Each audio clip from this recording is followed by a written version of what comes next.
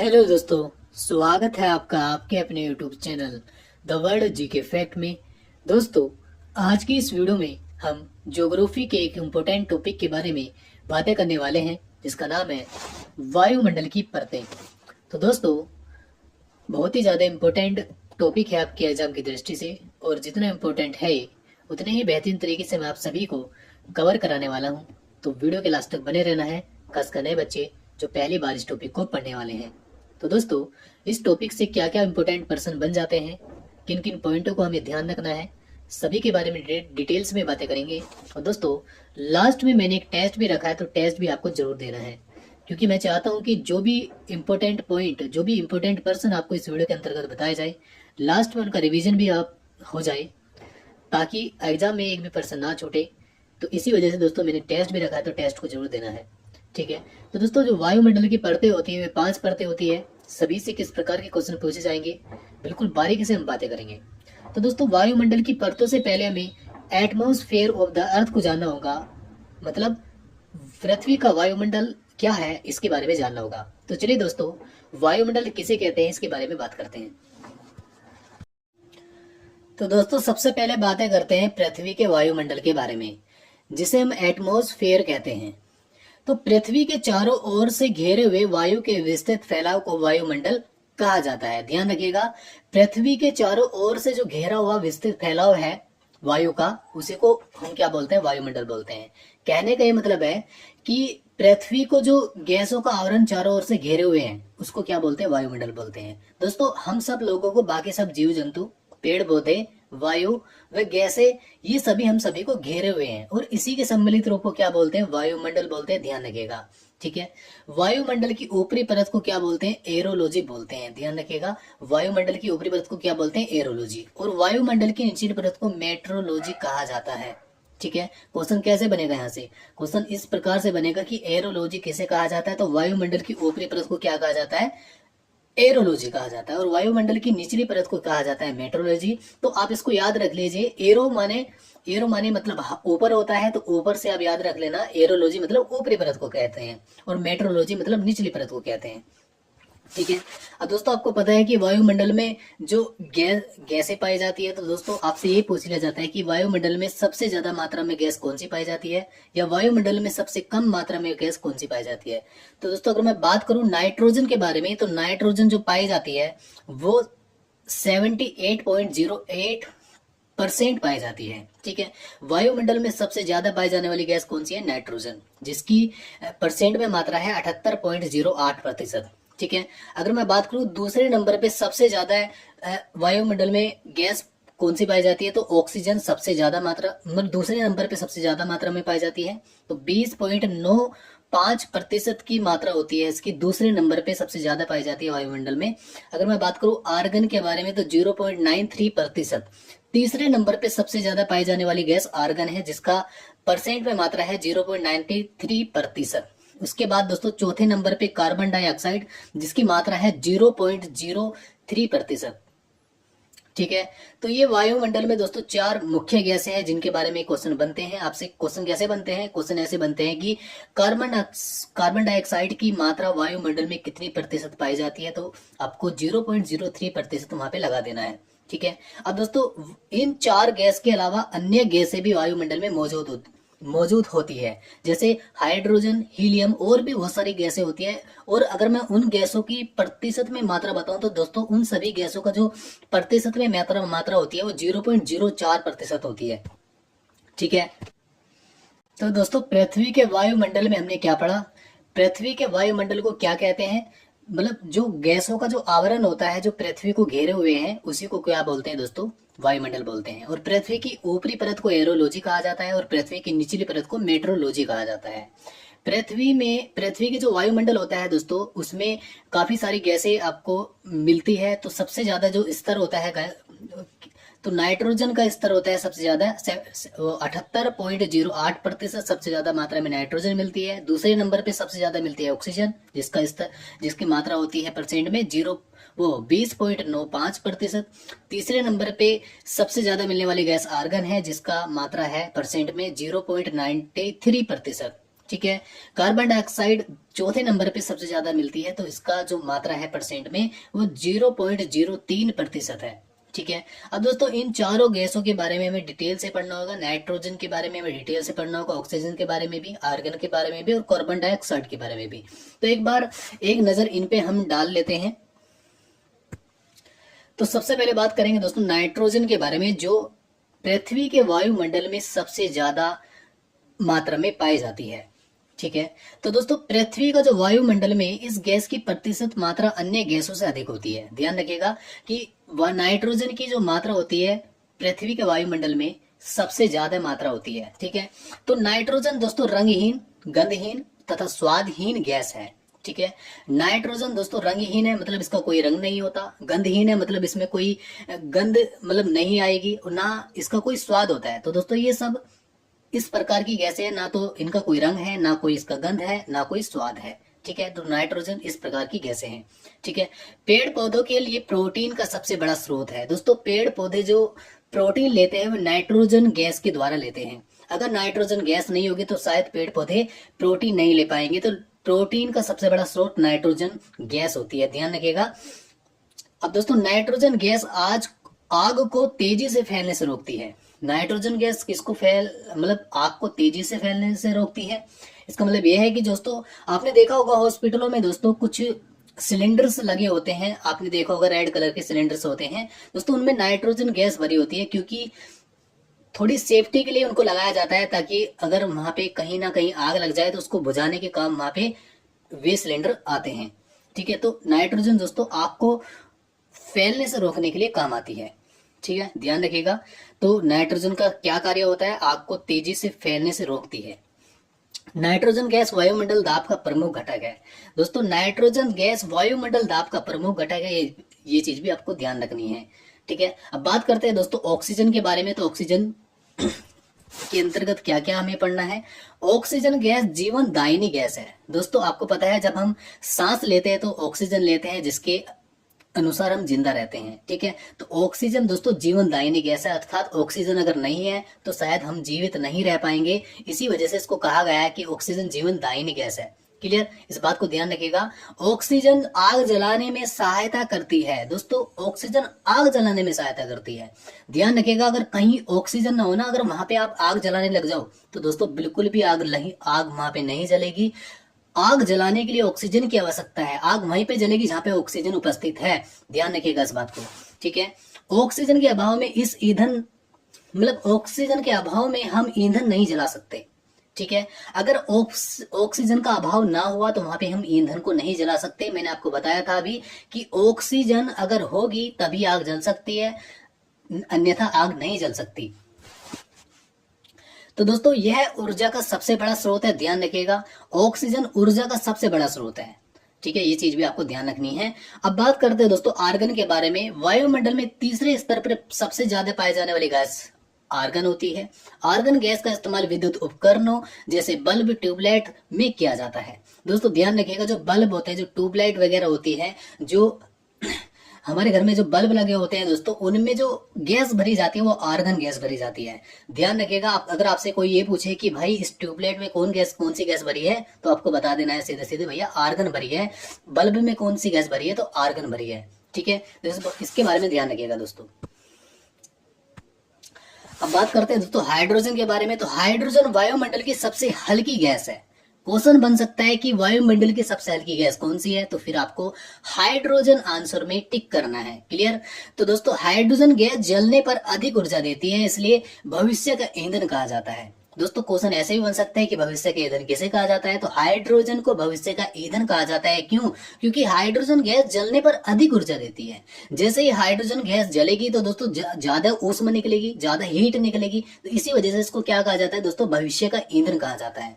ठीक है। तो जो भी मैंने आपको 4 मुख्य गैसें बताई हैं, ठीक है, उनको आपको ध्यान रखना है। जो जो पॉइंट मैंने आपको बताए हैं वो चीज आपको ध्यान रखनी है, क्योंकि कहीं से भी कोई भी क्वेश्चन बन सकता है। ठीक है। अब दोस्तों बात करते हैं वायुमंडल की परतों के बारे में।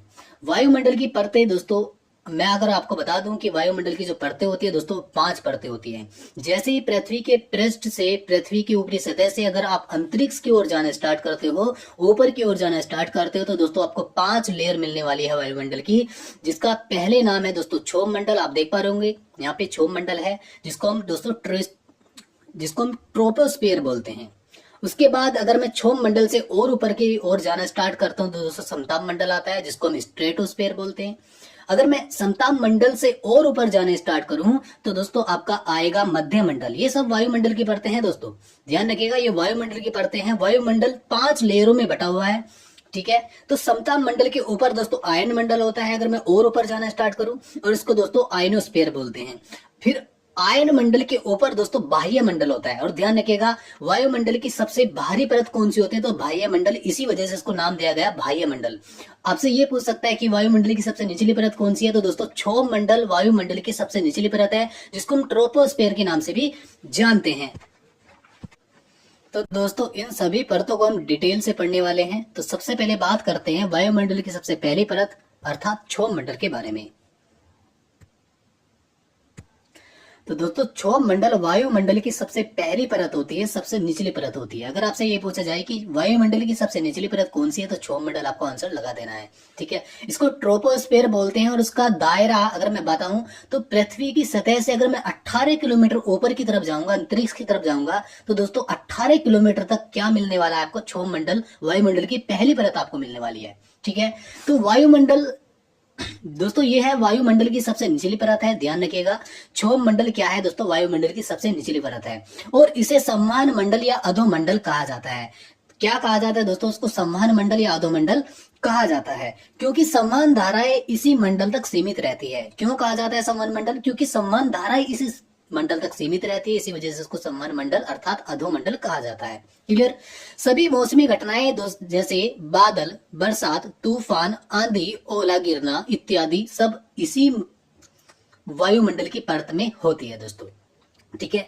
क्षोभ मंडल में दोस्तों सभी मौसमी घटनाएं होती है, ध्यान रखिएगा।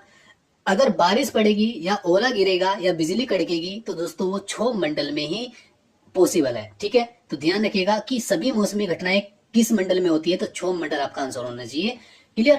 तो दोस्तों ध्रुव पर इसकी ऊंचाई 8 किलोमीटर होती है, लेकिन अगर मैं बात करूं विषुवत रेखा पे इसकी ऊंचाई कितनी होती है, 18 किलोमीटर तक होती है, ठीक है। ध्रुवों पे इसकी ऊंचाई 8 किलोमीटर तथा विषुवत रेखा पे इसकी ऊंचाई होती है 18 किलोमीटर। इसी मंडल में तापमान में गिरावट प्रत्येक किलोमीटर पर 6.4 डिग्री, यहाँ पे ध्यान दीजिएगा दोस्तों, यहाँ पे कहना चाह रहा है कि अगर हम पृथ्वी की सतह से ऊपर की ओर चलना स्टार्ट करते हैं, क्षोभ मंडल में घुसना स्टार्ट करते हैं, तो दोस्तों जैसे हम अगर 1 किलोमीटर ऊपर जाएंगे, ध्यान रखिएगा 1 किलोमीटर अगर हम ऊपर जाते हैं तो दोस्तों तापमान में गिरावट होती है। कितनी गिरावट होती है, 6.4 डिग्री सेल्सियस तापमान में गिरावट होती है, ध्यान रखिएगा। अगर मैं 1 किलोमीटर ऊपर जाऊंगा तो दोस्तों इतना टेम्परेचर गिरेगा, ठीक है। तो इसको हम दोस्तों 165 मीटर पर 1 डिग्री के तरीके से भी याद कर सकते हैं। अगर हम 165 मीटर ऊपर जाएं तो दोस्तों 1 डिग्री टेम्परेचर हमारा डाउन होएगा, गिरेगा, ठीक है। या तो 1 किलोमीटर के हिसाब से 6.4 कह लो, या 165 मीटर के हिसाब से 1 डिग्री कह लो, दोनों का मतलब एक है। ध्यान रखिएगा दोस्तों, क्षोभ मंडल में क्या क्या क्वेश्चन बन सकता है, आपसे पूछा जा सकता है कि अधोमंडल किसे कहा जाता है या संवहन मंडल किसे कहा जाता है, तो क्षोभ मंडल को कहा जाता है, ठीक है। वायुमंडल की सबसे निचली परत क्या है, तो क्षोभ मंडल वायुमंडल की सबसे निचली परत है। अगर इसका दायरा आपसे पूछे कि ये कहां से कहां तक जा रही है, तो दोस्तों पृथ्वी की सतह से 18 किलोमीटर ऊंचाई तक ये फैली है, ठीक है ना। इसका जो दायरा है वो 0 किलोमीटर से अगर हम 18 किलोमीटर ऊपर जाएंगे तो इसका दायरा मिलने वाला है। और इसी में दोस्तों सबसे इंपॉर्टेंट यहाँ पे आपसे पूछ लिया जाता है कि मौसमी घटनाएं किस मंडल में होती है, तो आपको बता देना है क्षोभ मंडल में होती है, ठीक है। और इसकी ध्रुवों पर ऊंचाई 8 किलोमीटर तथा विषुवत रेखा पे दोस्तों 18 किलोमीटर तक होती है, ठीक है, ध्यान रखिएगा इस बात को। तो दोस्तों अब बात करते हैं समताप मंडल के बारे में, जिसको हम स्ट्रेटोस्फेयर के नाम से भी जानते हैं। और इसका दायरा अगर मैं आपको बताऊं तो 18 किलोमीटर से अगर मैं और ऊपर जाऊंगा तो दोस्तों 50 किलोमीटर तक का इसका दायरा मिलेगा, ठीक है। और दोस्तों उसको समताप मंडल नाम क्यों दिया गया है, क्योंकि सम प्लस ताप, 2 शब्दों से मिलकर बना है समताप, सम प्लस ताप, जैसे कि नाम से स्पष्ट है समान ताप रहता है, इसी वजह से इसको नाम दिया गया है समताप मंडल। तो ध्यान रखिएगा इस मंडल में दोस्तों ताप समान मिलने वाला है, ठीक है। तो आपसे क्वेश्चन कैसे पूछ सकता है, ऐसे पूछेगा कि ताप समान किस मंडल में रहता है, तो आपको जवाब देना है समताप मंडल। ठीक है, इसी वजह से दोस्तों इसमें मौसमी घटनाएं नहीं होती। जाहिर सी बात है दोस्तों, ताप समान रहेगा, अगर ताप में कोई उतार चढ़ाव नहीं होगा, ताप समान रहेगा तो दोस्तों मौसमी घटनाएं भी नहीं होगी। ठीक है दोस्तों, मौसमी घटनाएं नहीं होती क्योंकि ताप समान रहता है, और इसी वजह से दोस्तों वायुयान उड़ाने का सबसे उत्तम मार्ग माना जाता है। ठीक है, क्यों माना जाता है? क्योंकि मौसमी घटनाएं नहीं होती। मौसमी घटनाएं कहाँ तक सीमित है? क्षोभ मंडल तक सीमित है, वहीं पर मौसमी घटनाएं होती है। लेकिन जैसे हम समताप मंडल में घुसते हैं तो वहां पे ताप समान हो जाता है, इसी वजह से वहां पे मौसमी घटनाएं भी नहीं होती, जिसकी वजह से वायुयान को उड़ाने का उत्तम मार्ग माना जाता है। किसको? समताप मंडल को। ठीक है, ध्यान रखिएगा इस बात को। यहाँ से क्वेश्चन बन जाता है कि वायुयान को किस मंडल में उड़ाया जाता है, तो आपको जवाब देना है समताप मंडल। ठीक है, अब दोस्तों यहाँ पे कभी कभी इस मंडल में कुछ विशेष प्रकार के बादलों का निर्माण हो जाता है, जिनको हम नाम देते हैं मुलाब मेघ। ठीक है, तो मुलाब मेघ कुछ विशेष प्रकार के बादल होते हैं जिनका निर्माण हो जाता है इस मंडल में, ध्यान रखिएगा। और इसकी मोटाई दोस्तों ध्रुवों पर सर्वाधिक पाई जाती है, लेकिन ठीक है, तथा कभी कभी विषुवत रेखा पे इसका लोप हो जाता है। ध्यान रखिएगा, ध्रुव पे इसकी मोटाई सर्वाधिक पाई जाती है, लेकिन विषुवत रेखा पे इसका लोप हो जाता है। ठीक है, ये आपका समताप मंडल है दोस्तों। यहाँ पे कौन कौन से क्वेश्चन आपसे बन सकते हैं, आपसे पूछा जा सकता है कि ताप समान किस मंडल में रहता है, तो आपका जवाब देना है समताप मंडल। ठीक है, मौसमी घटनाएं किस मंडल में नहीं होती, तो आपको जवाब देना है समताप मंडल। ठीक है, वायुयान उड़ाने का उत्तम मार्ग किसे माना गया है, तो आपको जवाब देना है समताप मंडल। ठीक है, अब दोस्तों हम बात करते हैं ओजोन परत के बारे में, जो कि समताप मंडल के ऊपरी भाग में ओजोन परत आपको देखने को मिलती है। बात करते हैं दोस्तों ओजोन परत के बारे में। इसको हम डिनोट करते हैं दोस्तों O3 से। क्यों डिनोट करते हैं O3 से? क्योंकि ऑक्सीजन का ही रूप होता है ओजोन। ठीक है, अब दोस्तों जो ओजोन परत होता है समताप मंडल में पाई जाती है, और इसका जो दायरा होता है वो दोस्तों 10 किलोमीटर तक का होता है। आपको पता है, जब समताप मंडल के बारे में मैं आपको बता रहा था तो उसका दायरा कितना था दोस्तों? उसका दायरा था 18 किलोमीटर से 50 किलोमीटर तक। 18 किलोमीटर से 50 किलोमीटर तक का जो दायरा था वो समताप मंडल का था। लेकिन इसमें ओजोन परत पाई जाती है इसके ऊपरी भाग में, अर्थात यहाँ पे ओजोन परत आपको देखने को मिलेगी, और उसका जो मोटाई होती है ओजोन परत की वो 10 किलोमीटर होती है लगभग। ठीक है, अब दोस्तों ओजोन परत के बारे में एक पॉइंट आपको ध्यान रखना है कि जो ओजोन परत होती है दोस्तों, वो सूर्य से निकलने वाली पराबैंगनी किरणों को अवशोषित कर लेती है। ठीक है, सूर्य से निकलने वाली पराबैंगनी किरणों को दोस्तों पृथ्वी की सतह से आने से रोकती है, उनको अवशोषित कर लेती है दोस्तों। इसी वजह से दोस्तों ओजोन परत को दोस्तों हमारे लिए सुरक्षा कवच माना गया है। अगर दोस्तों सूर्य से निकलने वाली पराबैंगनी किरणें अगर पृथ्वी पे आ जाती तो सभी जीव जंतुओं का विनाश हो जाता, शायद वे जिंदा नहीं रह पाते, क्योंकि ये किरणें दोस्तों बहुत ही ज्यादा हानिकारक होती है। इसी वजह से दोस्तों इनको ओजोन परत के द्वारा दोस्तों उनको अवशोषित कर लिया जाता है, जिसके वजह से दोस्तों जीव जंतु बाकी सब पृथ्वी पे सेफ रहते हैं। ठीक है, अगर नहीं होते ओजोन परत तो ये पराबैंगनी किरणें दोस्तों पृथ्वी पे आ जाती और सभी जीवों को दोस्तों हानि पहुंचाती। ठीक है, इसी वजह से दोस्तों ओजोन परत को सुरक्षा कवच के रूप में माना जाता है। ठीक है, इस मंडल में दोस्तों ऊंचाई के साथ ताप बढ़ता है। ठीक है, जैसे ही हम ऊपर जाते रहेंगे और भी ऊपर जाएंगे तो दोस्तों ताप में वृद्धि होती है। ध्यान रखिएगा, ताप में वृद्धि होती है ओजोन परत। ठीक है, जैसे ही ओजोन परत की लेयर आती है तो दोस्तों तापमान में वृद्धि होने लगती है ऊपर की तरफ। ठीक है ना, एयर कंडीशन व रेफ्रिजरेटर से निकलने वाली CFC क्लोरोफ्लोरोकार्बन गैस में उपस्थित सक्रिय क्लोरीन ओजोन को क्षति पहुंचाने का कार्य बनते हैं। कहने का मतलब है दोस्तों, जो एयर कंडीशन होते हैं, जो फ्रिज वगैरह होते हैं, जो AC वगैरह होते हैं, है ना, इन सब से जो गैस निकलती है CFC जो गैस निकलती है जिसको हम क्लोरोफ्लोरोकार्बन बोलते हैं, इसमें सक्रिय क्लोरीन होते हैं कुछ, उन क्लोरीन से दोस्तों ओजोन को क्षति पहुंचती है। ठीक है, तो ओजोन को क्षति पहुंचाने वाली गैसें कौन सी होती है? CFC गैसें होती है, जिनको क्लोरोफ्लोरोकार्बन हम बोलते हैं। ठीक है, तो ओजोन दोस्तों इसी के कारण क्षति में आ जाती है, ओजोन जो लेयर होती है। ठीक है, तो ध्यान रखिएगा कि ओजोन को नुकसान पहुंचाने वाली गैसें कौन सी होती है? CFC गैसें होती है। कहां से निकलती है? एयर कंडीशन व रेफ्रिजरेटर से निकलती है। ठीक है, तो ओजोन परत की दोस्तों जो मोटाई होती है वो डोप्सन इकाई से मापा जाता है। जो ओजोन जो परत होती है उसकी जो मोटाई होती है दोस्तों किससे मापा जाता है? डोप्सन इकाई से माना जाता है। ध्यान रखिएगा, क्वेश्चन डायरेक्ट बन सकता है कि किस इकाई से ओजोन की परत को मापा जाता है, ओजोन की मोटाई को मापा जाता है, तो आपको आंसर देना है डोप्सन। दोस्तों ओजोन दिवस 16 सितंबर को मनाया जाता है। ध्यान रखिएगा, 16 सितंबर को ओजोन दिवस मनाया जाता है। यहाँ से डायरेक्ट क्वेश्चन बन सकता है कि ओजोन दिवस कब मनाया जाता है, 16 सितंबर को मनाया जाता है, तो ध्यान रखिएगा। ठीक है, अब दोस्तों हम बात करते हैं नेक्स्ट पॉइंट के बारे में। नेक्स्ट आपकी अगली परत होती है मध्यमंडल, मध्यमंडल होता है, तो मध्यमंडल के बारे में हम बात करेंगे दोस्तों। तो मध्यमंडल मतलब जिसको मेसोस्फीयर कहते हैं, उसका दायरा कितना होता है, 50 से 80 किलोमीटर तक का। ठीक है ना, जैसे ही मैं 50 से और ऊपर जाऊंगा, 80 किलोमीटर तक जाऊंगा, तो इसका दायरा मिलने वाला है। ठीक है दोस्तों, जो इसका विस्तार होता है वो 50 से 80 किलोमीटर तक का होता है। यह परत वायुमंडल की सबसे ठंडी परत होती है। क्वेश्चन कैसे बनेगा, ऐसे बनेगा कि वायुमंडल की सबसे ठंडी परत कौन सी है, तो आपको मध्यमंडल आंसर में देना है। ठीक है, क्योंकि दोस्तों तापमान ऊंचाई के साथ साथ घटता जाता है। ठीक है, तापमान ऊंचाई के साथ साथ क्या होता जाता है, घटता जाता है। इसी वजह से दोस्तों यहाँ पे जो ये परत होती है मध्यमंडल, ये सबसे ठंडी परत होती है। ठीक है, और जो घट घट कर दोस्तों जो तापमान घटता है ना, वो -100 डिग्री सेंटीग्रेड तक पहुंच जाता है। ठीक है, आपको पता है अगर -1 हो जाता है टेम्परेचर तो बर्फ जम जाती है, लेकिन जैसे ही आपको पता है यहाँ पे -100 डिग्री हो रहा है, तो दोस्तों बर्फ से भी ज्यादा ठंडी परत आपको मिलने वाली है मध्यमंडल, क्योंकि -1 में बर्फ जम जाता है, लेकिन अगर -100 डिग्री हो गया तो बर्फ से भी ज्यादा ठंडी आपको मध्यमंडल जो परत होगी वो आपको मिलने वाली है। ठीक है, जो कि वायुमंडल का सबसे न्यूनतम तापमान है। वायुमंडल का सबसे न्यूनतम तापमान होता है, कहने का मतलब है कि वायुमंडल की एकमात्र मध्यमंडल ऐसी परत है जिसमें सबसे ज्यादा न्यूनतम तापमान होता है, जो सबसे ज्यादा ठंडी होती है। ठीक है, ध्यान रखिएगा इस बात को। अब दोस्तों बात करते हैं नेक्स्ट पॉइंट के बारे में। और इसकी ऊपरी सीमा के बाद दोस्तों पुनः तापमान में वृद्धि होने लगती है। जैसे कि दोस्तों हम ऊपरी सीमा में जाते हैं, मध्यमंडल की ऊपरी सीमा में जाते हैं और ऊपरी सीमा से और ऊपर जाने लगते हैं, तो दोस्तों तापमान में फिर से वृद्धि होने लगती है। ठीक है, तो ध्यान रखिएगा, अंतरिक्ष से आने वाले उल्का पिंड मध्यमंडल पर आकर ही जलकर समाप्त हो जाते हैं। दोस्तों जो अंतरिक्ष से उल्का पिंड आते हैं हमारे पृथ्वी पे गिरने के लिए, वे दोस्तों मध्यमंडल में ही समाप्त हो जाते हैं, क्योंकि जल जाते हैं मध्यमंडल में। मध्यमंडल में क्यों जल जाते हैं, क्योंकि दोस्तों मध्यमंडल बहुत ही ज्यादा ठंडी परत होती है, इसी वजह से दोस्तों उल्का पिंड मध्यमंडल में ही जलकर समाप्त हो जाते हैं। ठीक है, वैसे वे जलते हुए आते हैं, लेकिन वे भस्म हो जाते हैं मध्यमंडल में, क्योंकि ठंडी परत होती है। उल्का पिंड दोस्तों ध्यान रखिएगा, वे जलते हुए आते हैं पृथ्वी की तरफ, लेकिन जैसे ही मध्यमंडल में घुसते हैं तो मध्यमंडल ठंडी परत होती है, जिसकी वजह से वे भस्म हो जाते हैं और पृथ्वी तक नहीं आ पाते। तो एक तरीके से मध्यमंडल भी दोस्तों हमारे लिए सुरक्षा कवच है।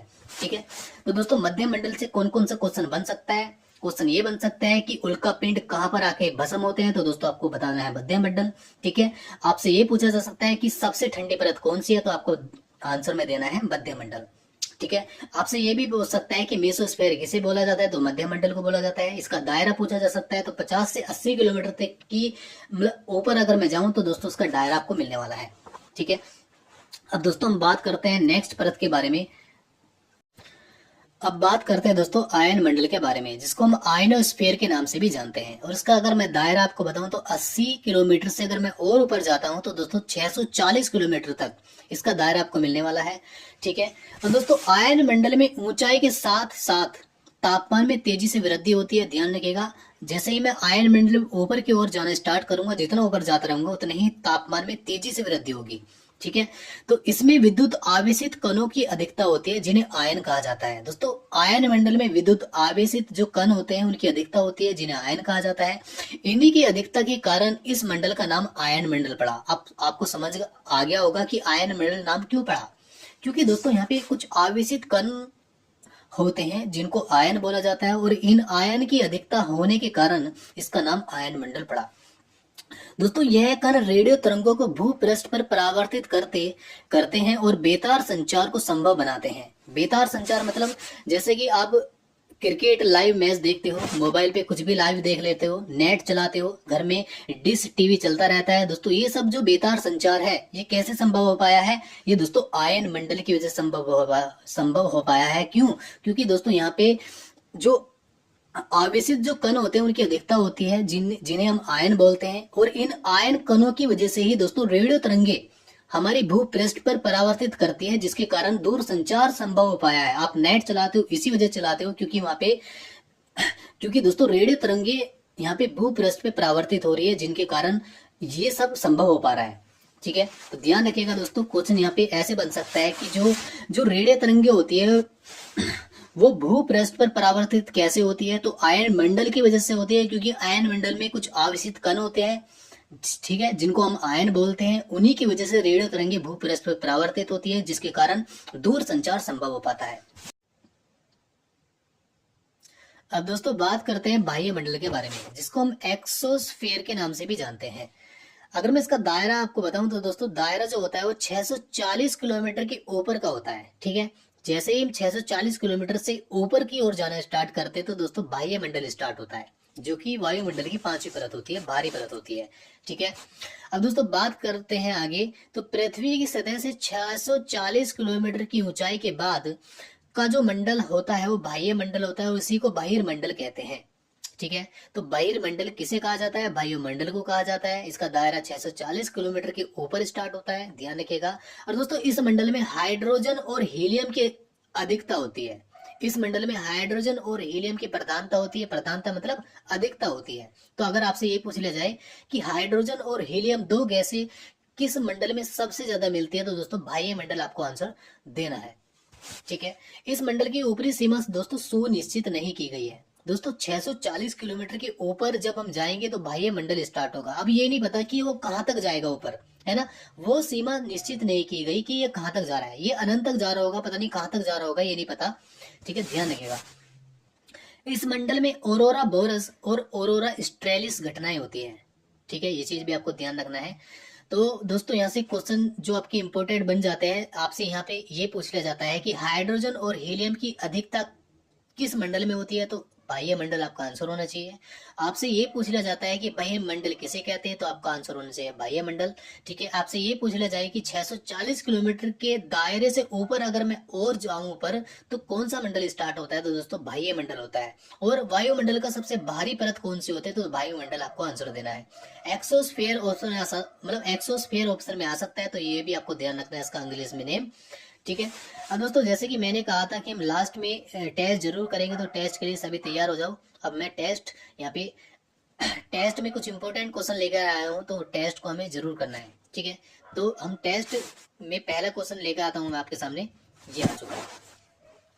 वायुमंडल में सर्वाधिक कौन सी गैस मिलती है, तो दोस्तों इसके बारे में तो हमने सबसे पहले ही बातें कर ली थी। तो नाइट्रोजन गैस होती है सबसे ज्यादा मात्रा में। ठीक है, इसका जो स्तर होता मतलब इसका जो मात्रा होती है परसेंट में कितना होता है, 78.08%। ये इसका दायरा मतलब इसकी मात्रा होती है। ठीक है, नेक्स्ट क्वेश्चन आपके सामने है, वायु में नाइट्रोजन का प्रतिशत कितना होता है, मैंने अभी आपके सामने लिख दिया है 78.08%। तो आपका ऑप्शन हो जाएगा सी। ठीक है, नेक्स्ट क्वेश्चन आपके सामने है, विविध जलवायु एवं मौसम दशाओं को बदलने वाली सभी महत्वपूर्ण वायुमंडलीय प्रक्रियाएं कहाँ घटित होती है। मतलब कहने का मतलब है कि मौसम जो बदलते हैं, जो बिजली कड़कती है, वर्षा होती है, ठीक है, मौसम जो चेंजेस होते हैं वे कहाँ पर होते हैं दोस्तों, आपको बताना है। वो सब क्षोभ मंडल में होते हैं। ठीक है, नेक्स्ट, ओजोन परत मुख्यतः कहाँ पाई जाती है, तो दोस्तों ओजोन जो परत पाई जाती है कहाँ पाई जाती है, समताप मंडल के ऊपरी हिस्से में पाई जाती है। ध्यान रखिएगा, ओजोन परत कहाँ पे पाई जाती है, समताप मंडल के ऊपरी हिस्से में पाई जाती है, जिसको हम O3 के नाम से मतलब O3 से डिनोट करते हैं। ठीक है, ऑक्सीजन का ही रूप होती है ओजोन परत। तो कहाँ पाई जाती है, समताप मंडल में। समताप मंडल को जेट विमानों की उड़ान के लिए आदर्श माना जाता है, क्योंकि इस परत में उपस्थित ओजोन के कारण ईंधन की खपत कम होती है। ये गलत होगा भाई। इस परत में तापमान मतलब समान रहता है, जो ईंधन की दक्षता के लिए अनुकूल परिस्थिति है। गलत है ये भी। यह परत विमान भेदी शस्त्रों की मारक क्षमता से बाहर है। ये भी गलत होगा। इस परत में दोस्तों बादल तथा अन्य मौसमी घटनाएं नहीं होती, इसी वजह से वहां पे वायुयान उड़ाए जाते हैं, क्योंकि वहां पे ताप समान रहता है। तो ऑप्शन नंबर डी आपका आंसर हो जाएगा। ठीक है, वातावरण की वह परत जो रेडियो तरंगों को परावर्तित करती है, कौन सी परत है दोस्तों, वातावरण की वो परत जो रेडियो तरंगों को परावर्तित करती है। ठीक है, जहाँ पे सैटेलाइट सेट किए जाते हैं, वो कौन सी परत है जहाँ पे सैटेलाइट से रेडियो तरंगे निकलती है, तो वे दोस्तों आयन मंडल होते हैं। ध्यान रखिएगा, मैंने बताया था आपको अभी, जहाँ पे दूर संचार संभव हो पाया है जिस परत से, वो आयन मंडल है। अब दोस्तों बात करते हैं नेक्स्ट, पृथ्वी के समीप पाए जाने वाली वायुमंडलीय परत का क्या नाम है। सबसे समीप पाए जाने वाली वायुमंडलीय परत क्या होगा दोस्तों, ट्रोपोस्फियर। मैंने बताया था आपको, इंग्लिश में भी आपको इनके नाम याद रखने हैं। ट्रोपोस्फियर मतलब बाह्य मंडल, ट्रोपोस्फीयर को ही वायुमंडल कहा जाता है। और पृथ्वी की सबसे निचली परत, वायुमंडल की सबसे निचली परत कौन सी होती है? वायुमंडल होती है, जो पृथ्वी के बिल्कुल नजदीक में पाई जाती है। ठीक है, तो इनके अंग्रेजी में भी नाम आपको याद रखने हैं। ट्रोपोस्फीयर किसे कहा जाता है, स्ट्रेटोस्फीयर किसे कहा जाता है, आइनोस्फीयर किसे कहा जाता है, एक्सोस्फीयर किसे कहा जाता है। ठीक है, तो ट्रोपोस्फीयर मतलब वायुमंडल ही पृथ्वी के सबसे समीप पाई जाने वाली वायुमंडलीय परत होती है। अब बात करते हैं नेक्स्ट, वायुमंडल की किस सतह से तापमान में बहुत अधिक उतार चढ़ाव नहीं होता? ठीक है, तो वायुमंडल की किस सतह में तापमान में बहुत अधिक उतार चढ़ाव नहीं होता? तो दोस्तों आपको बताना है समताप मंडल, क्योंकि यहाँ पे ताप समान रहता है, यहाँ पे कोई भी उतार चढ़ाव नहीं होता तापमान में, इसी वजह से इसको नाम दिया गया है समताप मंडल। तो ध्यान रखना, सी आपका ऑप्शन हो जाएगा। आंधी एवं वर्षा और बिजली का कड़कना आदि घटनाएं किस मंडल में होती है? दोस्तों ये होती है क्षोभ मंडल में, जो कि वायुमंडल की सबसे निचली परत होती है, जो कि पृथ्वी के सबसे समीप परत होती है। ठीक है, नेक्स्ट आपके सामने है दोस्तों, लास्ट क्वेश्चन यहाँ पे बचे हैं, निम्नलिखित में से कौन सी ग्रीन हाउस प्रभाव के लिए उत्तरदायी है? ठीक है, तो दोस्तों बी आपका ऑप्शन हो जाएगा, कार्बन डाइऑक्साइड गैस, जो कि ग्रीन हाउस प्रभाव के लिए उत्तरदायी होती है। ठीक है, अब नेक्स्ट, पृथ्वी की सतह से सबसे दूर वातावरणीय परत को क्या कहते हैं? पृथ्वी से सबसे दूर जो परत होती है उसको क्या बोलते हैं दोस्तों? उसको बोलते हैं बाह्यमंडल, जो कि वायुमंडल की सबसे भारी परत होती है, जो कि पृथ्वी की सतह से सबसे ज्यादा दूर होती है। ठीक है, नेक्स्ट क्वेश्चन आपके सामने है, निम्नलिखित में से किस मंडल को संवहन मंडल कहा जाता है? ठीक है, तो संवहन मंडल दोस्तों क्षोभ मंडल को कहा जाता है। ठीक है, इसको अधोमंडल भी कहा जाता है और संवहन मंडल भी कहा जाता है, तो ध्यान रखिएगा। तो दोस्तों ये टेस्ट में कुछ इंपॉर्टेंट क्वेश्चन मैं लेके आया था। उम्मीद करता हूँ कि अगर आप सभी टॉपिक को बेहतरीन तरीके से समझ गए होंगे तो आपने क्वेश्चन भी अच्छे से किए होंगे। अब दोस्तों हम नेक्स्ट वीडियो में ऐसे ही वीडियो लेके आएंगे जो कि बहुत बेहतरीन होगा आपके एग्जाम के लिए। तो दोस्तों बात करेंगे नेक्स्ट वीडियो में, जब तक के लिए जय हिंद जय भारत। अगर दोस्तों आपको वीडियो अच्छा लगता है तो हमारी वीडियो को लाइक कीजिए, और अगर आप हमसे जुड़ना चाहते हैं तो चैनल को सब्सक्राइब कीजिए। तो दोस्तों मिलते हैं नेक्स्ट वीडियो में, जब तक के लिए जय हिंद जय भारत दोस्तों।